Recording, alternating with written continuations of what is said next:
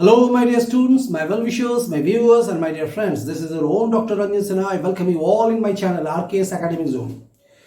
My dear students, जितने भी हमारे एग्जामिनी बैच हैं, पार्ट 1, पार्ट 2, पार्ट 3, आर्ट्स पढ़ने वाले जितने भी विद्यार्थी हैं, जैसा कि मैंने उन लोगों से वादा किया था कि समय रहते मैं यहाँ आऊँगा और उन लोगों के लिए गेस क्वेश्चंस लेकर आऊँगा आर्ट्स में, ह्यूमैनिटीज़ में कुछ खास विषयों की, जो विद्यार्थी मुझे डीएम किया, मुझे व्हाट्सएप किया, मुझे लिखा, और जिन जिन को डाउट्स की ज़रूरत हुआ या फिर गेस की ज़रूरत हुआ, तो मैं उन सारी चीज़ों को सुनकर खास करके मेन सब्जेक्ट के ऊपर यानी history, civics, geography, sociology, psychology और पॉलिटिकल साइंस के साथ इकोनॉमिक्स, इतने विषय का गेस फिलहाल लेकर आया हूं। एक एक करके मैं आप लोगों को दूंगा और ये गेस आप लोगों को एक सॉल्व 60 के रूप में होगा।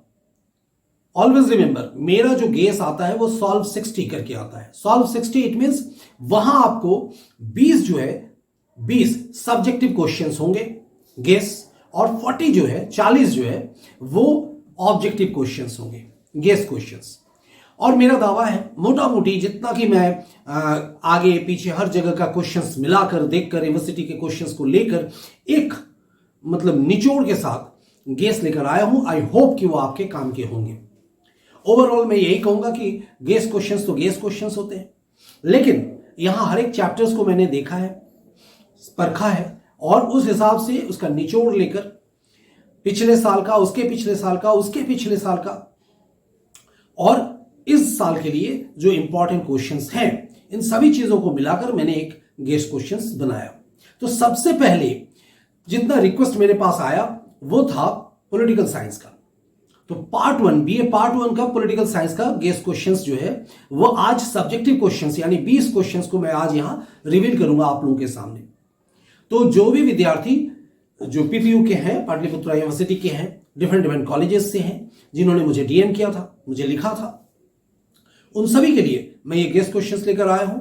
और आप क्या करेंगे, आप जो आरकेएस ऑफिशियल्स में जितने भी लोग जुड़े हुए हैं, मेरे ह्यूमैनिटीज के ग्रुप से जो लोग जुड़े हुए हैं, वो काइंडली, अगर मेरा ये चैनल आप लोगों को अच्छा लगे, यहां पर कोई ये चैनल ऐसा नहीं है कि मैं आप लोगों को ये कह रहा हूं कि वहां आना ही पड़ेगा, ऐसी कोई बात नहीं। अगर आपको ऐसा लगे, क्योंकि मैं ये गेस्ट क्वेश्चंस अपने उस चैनल पे ही छोड़ूंगा, वहीं पर मैं अपना डाउट का क्लास लेकर आता हूं, तो उसी चैनल पर इसी तरीके से वर्बली मैं एक एक क्वेश्चंस जो है वहां बताऊंगा, आपके समक्ष रखूंगा।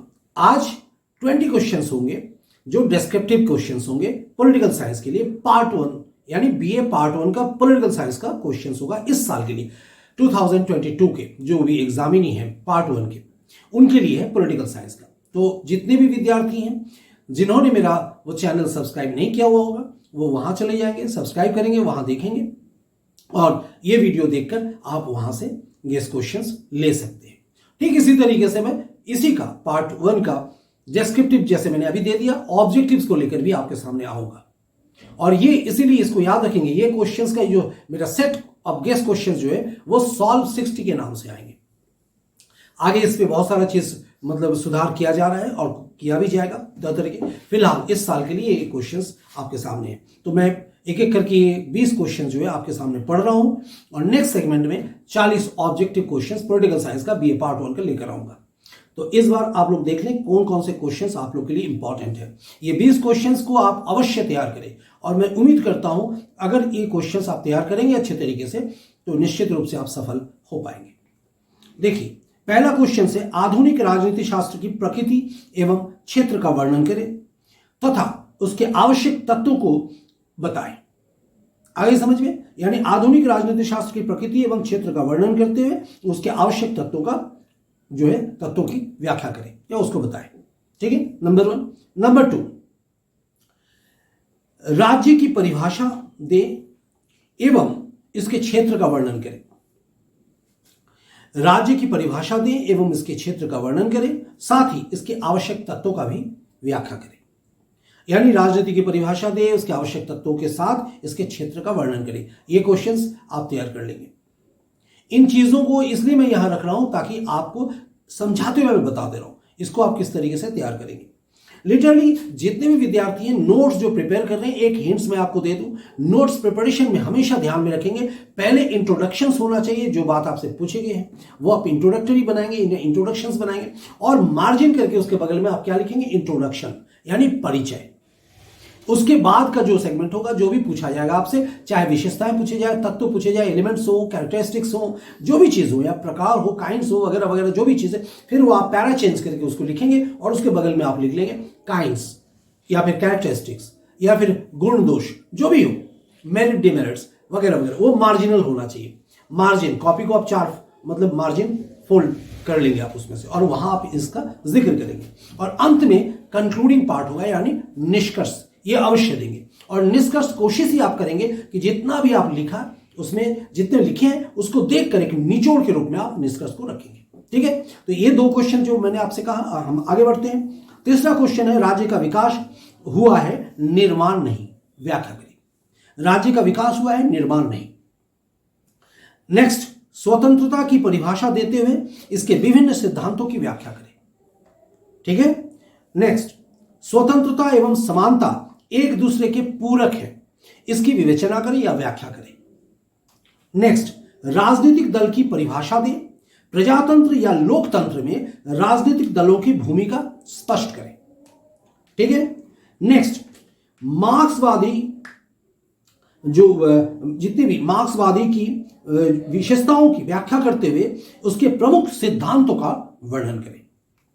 मार्क्सवादी जो विचार है उसकी विशेषता आप यूं कहें, उसकी व्याख्या करते हुए इसके प्रमुख सिद्धांतों का वर्णन करें, याद रहेगा।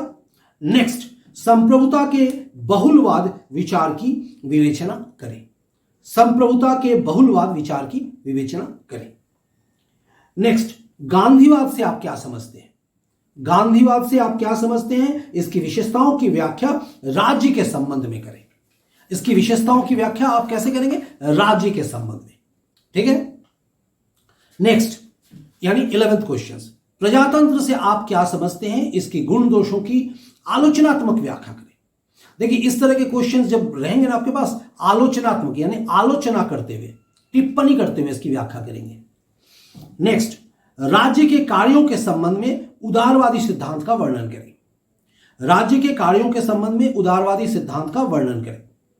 नेक्स्ट, ऑस्टिन के संप्रभुता सिद्धांत का आलोचनात्मक परीक्षण करें। ऑस्टिन के संप्रभुता सिद्धांत का आलोचनात्मक परीक्षण करें। नेक्स्ट, न्याय के सिद्धांत पर एक लेख लिखिए और ये ध्यान में रखेंगे, ये जो लेख न्याय, व्हाट इज जस्टिस, ये आपको ध्यान में रखना है और उसके बाद इसको आपको आगे बढ़ाते हुए लिखना है। नेक्स्ट, कानून से आप क्या समझते हैं, इसके विविध स्रोतों की विवेचना करें। नेक्स्ट, फासिस्टवाद के मूल सिद्धांतों की विवेचना कीजिए। नेक्स्ट, जनमत निर्माण की आवश्यक स्रोतों का वर्णन करें तथा प्रजातंत्र में जनमत की भूमिका स्पष्ट करें। प्रजातंत्र में जनमत की क्या भूमिका है उसे आप सेकंड हाफ में स्पष्ट करेंगे।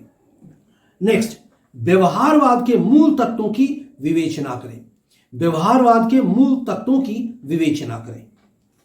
नेक्स्ट, गांधी चिंतन के सारांश के रूप में, गांधी चिंतन जो थॉट है महात्मा गांधी के, उसके सारांश के रूप में सत्याग्रह की व्याख्या करें। यानी आपको उसके सत्याग्रह को आलोचनात्मक व्याख्या करना है। नेक्स्ट, राष्ट्र राज्य की अवधारणा को स्पष्ट करें। राष्ट्र राज्य की अवधारणा को स्पष्ट करें और आधुनिक राष्ट्र राज्य के विकास एवं प्रगति की व्याख्या करें। ये 20 क्वेश्चंस जो है इस साल के लिए मैंने ये गेस किया है सॉल्व 60 में। तो 20 आपका सब्जेक्टिव क्वेश्चंस यहां मैंने आपको समझाते हुए कह दिया और नेक्स्ट जो सेगमेंट आएगा वहां मैं आपको 40 सिर्फ ऑब्जेक्टिव क्वेश्चंस का जिक्र करूंगा। ठीक है, तो चलिए ऑल द बेस्ट, आप लोग अच्छे से तैयारी करें। और ये गेस क्वेश्चंस आपको कैसा लगा, अगर अच्छा लगा तो आप यहां जरूर कमेंट में लिखेंगे। और किसी भी तरह की कोई समस्या अगर आपको हो, आप और कुछ अगर हमसे चाहते हैं तो ये जो मैंने ग्रुप बनाया है, ये जो आपका चैनल बनाया हुआ है, जो कुछ भी whatever is here for you people only. तो मैं चाहूंगा कि आपका इसमें सपोर्ट हो, आप मेरे इस चैनल को जो है सब्सक्राइब करें, थोड़ा हौसला अफजाई करें, ताकि मैं आर्ट्स पढ़ने वाले विद्यार्थी जितने भी हैं मैं उनके साथ खड़ा रह सकूं। क्योंकि अक्सर ऐसा होता है, आजकल ऐसा आ गया है, विचार आ गया है कि शायद साइंस पढ़ने वाले या कॉमर्स पढ़ने वाले विद्यार्थी जो है आर्ट्स पढ़ने वाले विद्यार्थी से तेज होते हैं, लेकिन ऐसा कुछ भी नहीं है। आर्ट्स में ही पढ़ने के लिए बहुत सारी चीजों की आवश्यकता होती है। तो चलिए, ऑल द बेस्ट, फिर मिलते हैं नेक्स्ट सेगमेंट में। तब तक के लिए take care, bye bye, see you again, thank you.